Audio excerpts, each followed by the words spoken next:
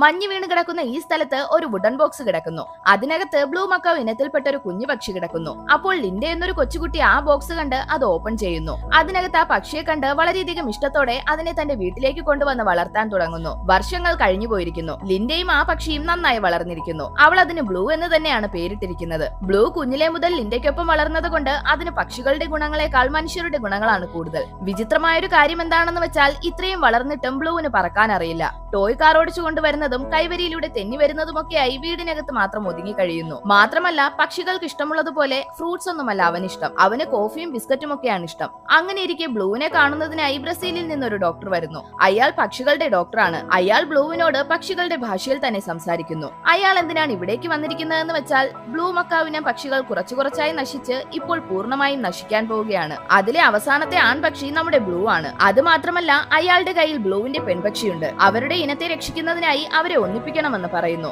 അപ്പോൾ ലിൻഡ ആ പെൺപക്ഷിയെ കൊണ്ടുവരാൻ പറയുന്നു. പക്ഷെ അയാൾ ആ പക്ഷി ബ്രസീലിലെ റിയോയിലാണെന്നും ബ്ലൂവിനെ അങ്ങോട്ട് കൊണ്ടുപോകണമെന്നും പറയുന്നു. ആദ്യം ലിൻഡയ്ക്ക് അത് അക്സെപ്റ്റ് ചെയ്യാൻ കഴിയുന്നില്ലെങ്കിലും ഒരു ഘട്ടത്തിൽ അവയുടെ ഇനത്തെ രക്ഷിക്കണമെന്ന ചിന്തയിൽ അവനെയും കൊണ്ട് ബ്രസീലിലേക്ക് പുറപ്പെടുന്നു. അവിടെ പോയി നോക്കുമ്പോൾ അവിടെ ഒത്തിരി പക്ഷികളുണ്ട്. അവയെല്ലാം ആ ഡോക്ടറിനോട് അടുത്തിടപഴകുന്നു. ആ ബ്ലൂ മക്കാവ് പക്ഷി എവിടെയാണെന്ന് ചോദിക്കുമ്പോൾ അവളെ തനിച്ച് അടച്ചിട്ടിരിക്കുകയാണെന്നും അവൾ ഭയങ്കര ദേഷ്യക്കാരിയാണെന്നും പറയുന്നു. ഇവർ ബ്ലൂവിനെ മേക്കപ്പ് ഒക്കെ ചെയ്ത് അകത്തേക്ക് അയക്കുന്നു. ബ്ലൂ പേടിയോടെ അകത്തേക്ക് പോകുന്നു. അകത്ത് വന്ന ആ പക്ഷിയുടെ സൗന്ദര്യം കണ്ട് ബ്ലൂ അതിൽ മയങ്ങി നിൽക്കുന്നു. കാരണം അവളെ കാണാൻ വളരെയധികം ഭംഗിയാണ്. അത് ബ്ലൂവിന്റെ അടുത്തേക്ക് വന്ന് തന്റെ ഇനത്തിൽ ഒരു ആൺപക്ഷി ഉള്ളത് കണ്ട് അതിശയത്തോടെ നോക്കുന്നു.